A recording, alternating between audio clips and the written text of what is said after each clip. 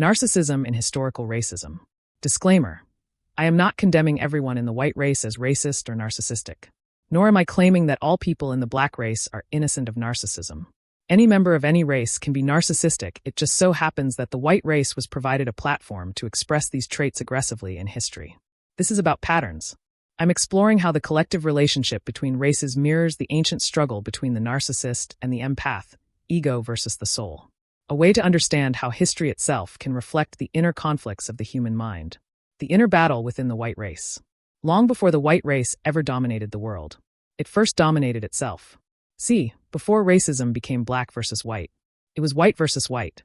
Nations divided by religion, by class, by borders, by who was pure, civilized, or chosen.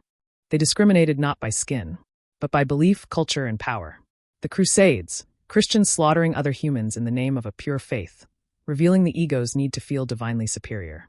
The Anglo-French Wars, Napoleonic Wars, and civil conflicts, power struggles driven by pride and domination, nations fighting like rival egos craving validation.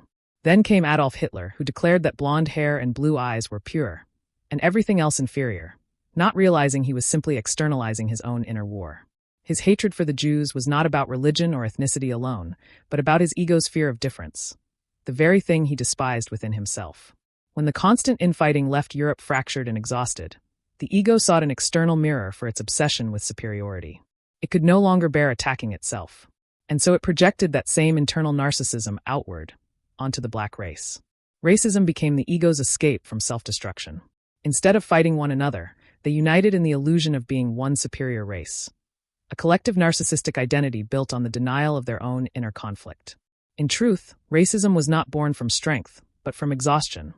The ego's desperate need to maintain its hierarchy after centuries of devouring itself. Every empire they built rose out of a war with their own kind. And to survive those wars, they had to evolve, not from curiosity, but from necessity. Weapons, machines, industries, these weren't born from peace. They were born from fear, from competition, from the ego's need to dominate and control. Meanwhile, other races, the ones living closer to nature, existed in relative peace. They had fewer inner wars, fewer battles for power. They did not need to advance so rapidly, for their evolution flowed with harmony, not conquest. But tragically, this very peace became their vulnerability, and left them unprepared for the arrival of the white race. A people shaped by centuries of internal conflict, whose survival depended on control and invention. That's how racism was born. Not from difference, but from internal division that needed a scapegoat. In the next part, we'll explore how the black and other races unconsciously absorbed and internalized this inherited conflict. The shadow of the white race's unresolved trauma.